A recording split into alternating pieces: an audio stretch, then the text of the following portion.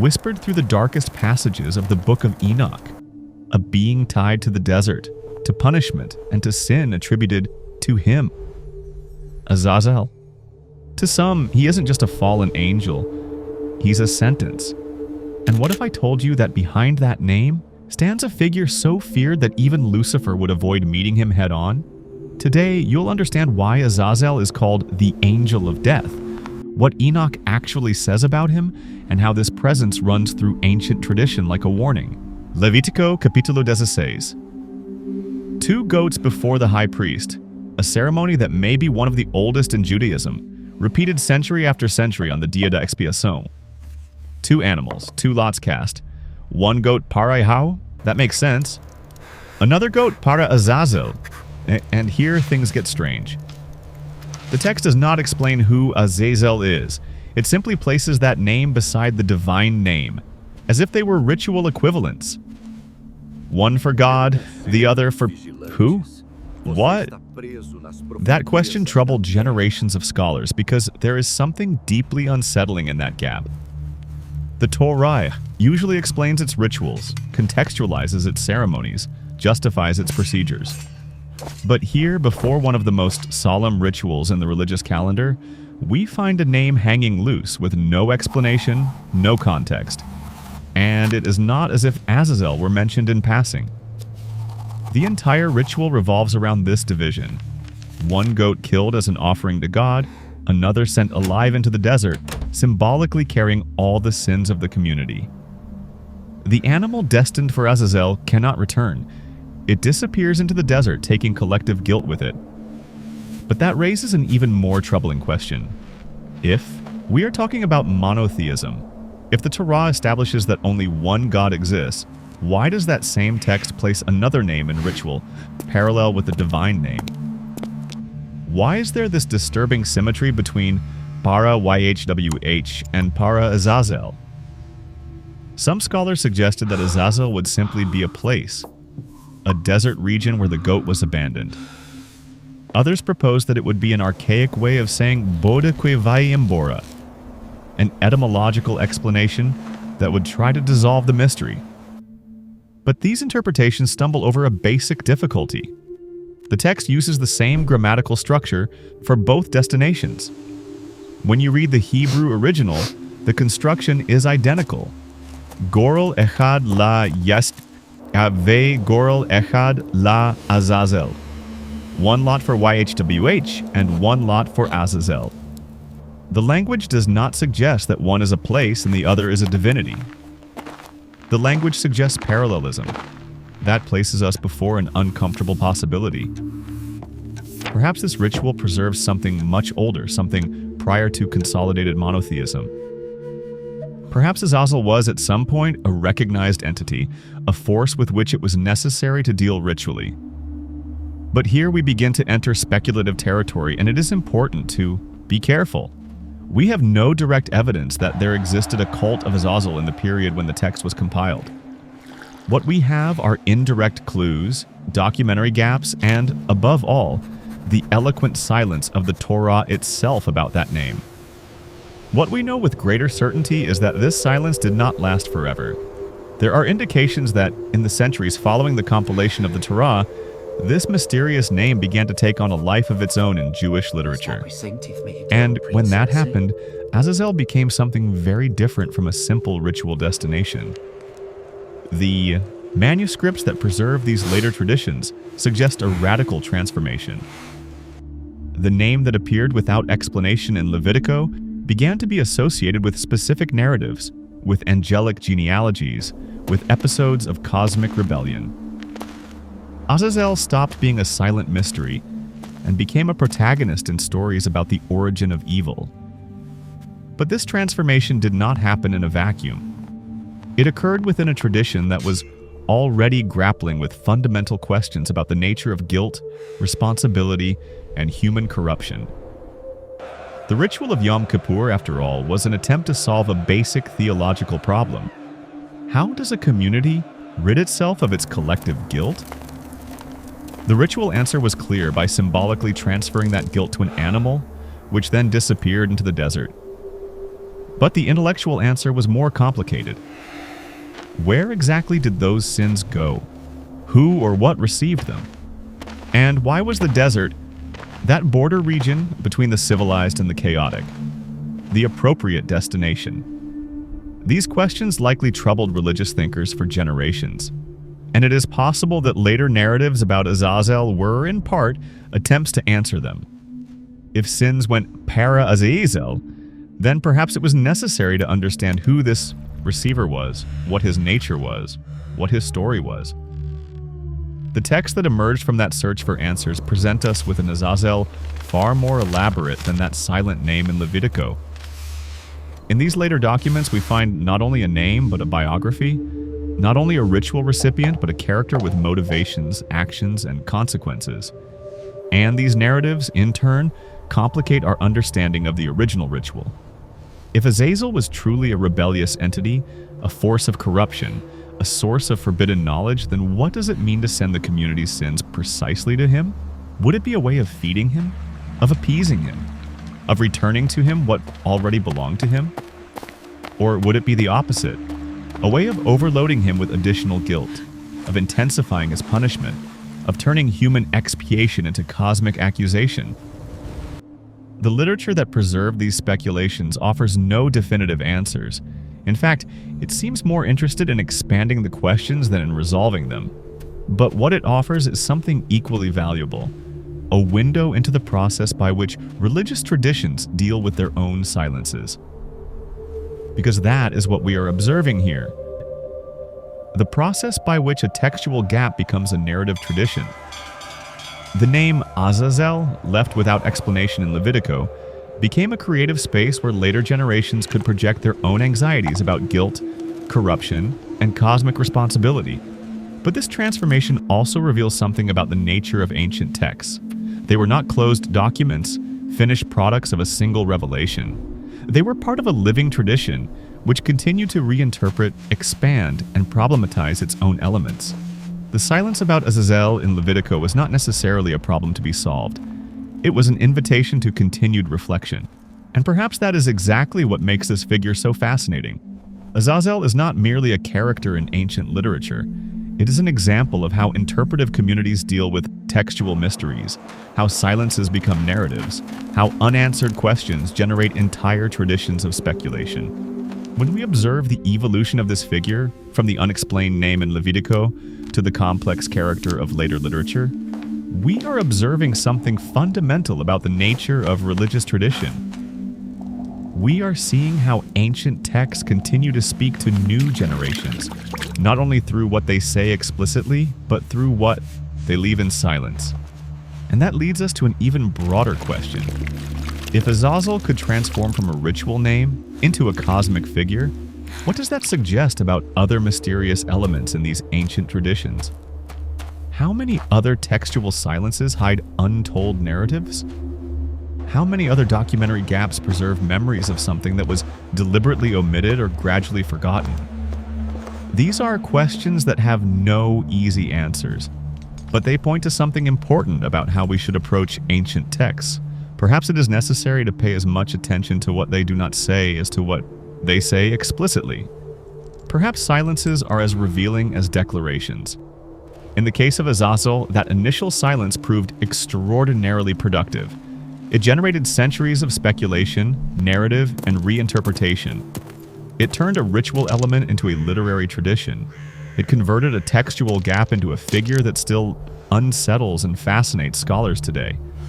But to fully understand that transformation, we need to examine more closely the texts that filled that silence. We need to see how the mysterious Azazel of Levitico became the detailed Azazel of apocalyptic literature. And that is a story that reveals as much about the anxieties of its eras as about the enduring power of unresolved mysteries. What we find in later manuscripts is a transformation that almost defies imagination. The silent Azazel of Levitico gained not only a voice, but a complete story.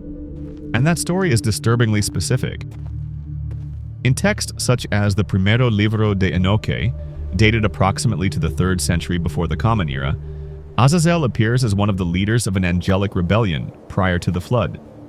But he is not just another rebellious angel. He has a specialty that distinguishes him from the others. He teaches forbidden knowledge. There is something deeply unsettling in the specificity of these descriptions. Azazel teaches men how to make swords, knives, and shields. He teaches women how to use ornaments, eye cosmetics, precious stones. He teaches techniques of war and techniques of seduction, knowledge that, according to the text, corrupts human violence and human vanity at the same time. This is not merely narrative. It is a theory about the origin of social corruption. The text suggests that certain technologies, warlike metallurgy, elaborate cosmetics, are not natural developments of human civilization. They are knowledge that came from outside, taught by an entity that should not have revealed it. But why these specific technologies? Why weapons and cosmetics? At first glance, they seem like unrelated categories, but perhaps the text is suggesting something more subtle. That both organized violence and the manipulation of appearance represent forms of power that distort natural human relationships. The narrative of Enoch does not limit itself to cataloging these teachings. It describes their consequences. The earth fills with violence. Women become objects of excessive desire. Human society becomes corrupted to the point that the flood becomes necessary to purify it. And here we find something that directly connects this later literature to the ritual of Levitico. When the archangels denounce Azazel before God, the divine sentence is specific. Amache Azazel de pe Simons, e lancio no deserto. The same desert to which the goat was sent on the Dia da Expiação. But there is more. The text of Enoch specifies the place. Dudael, described as a location covered by rough stones and permanent darkness. Azazel must remain there until the day of the great judgment. This is not merely punishment, it is containment. The entity that taught forbidden knowledge must be prevented from teaching more. What makes this particularly intriguing, it is a statement that appears in the text almost casually. A ele atribuam todo pecado.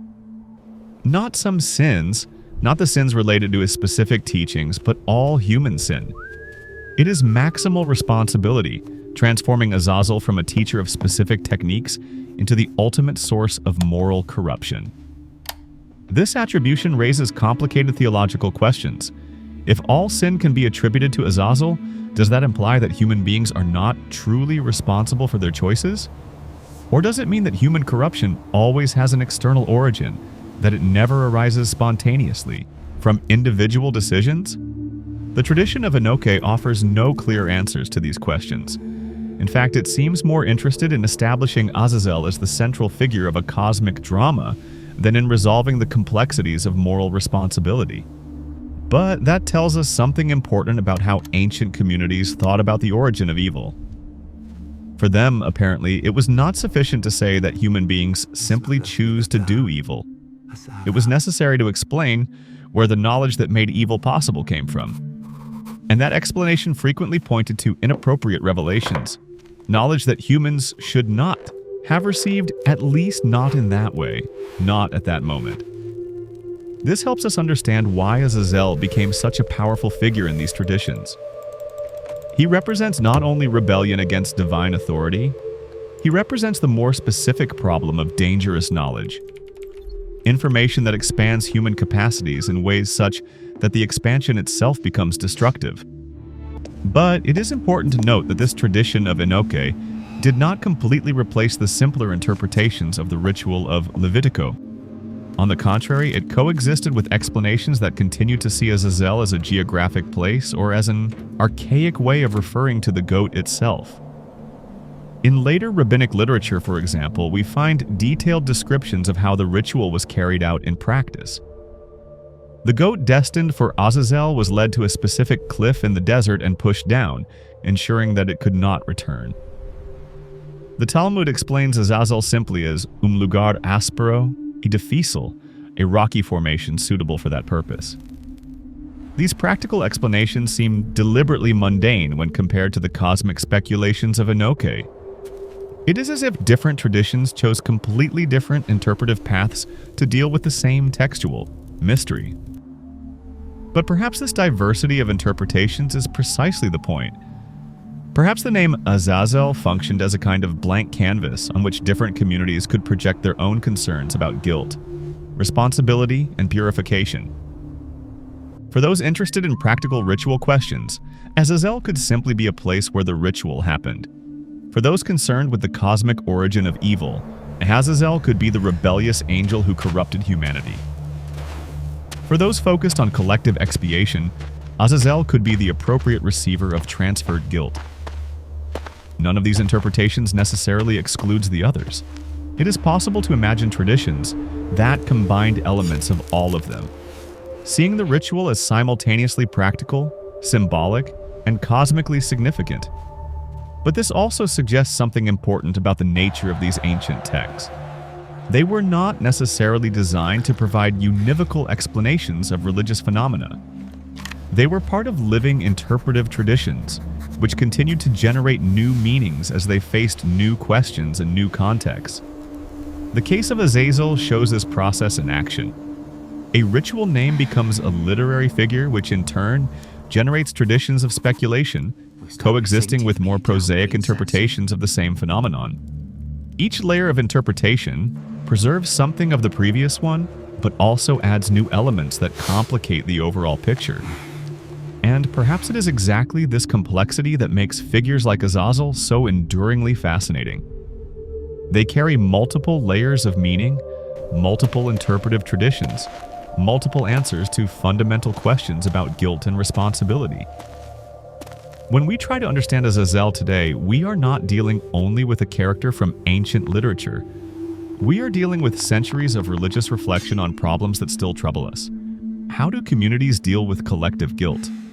Where does destructive knowledge come from? What is the relationship between technological innovation and moral corruption? These questions have no simple answers, and perhaps the ancient texts that preserved traditions about Azazel did not expect to provide simple answers. Perhaps they were more interested in keeping these questions alive, in ensuring that each generation would have to confront them again. In that sense, Azazel functions as something more than a historical or literary figure. He functions as a persistent symbol of unresolved issues that every society must face.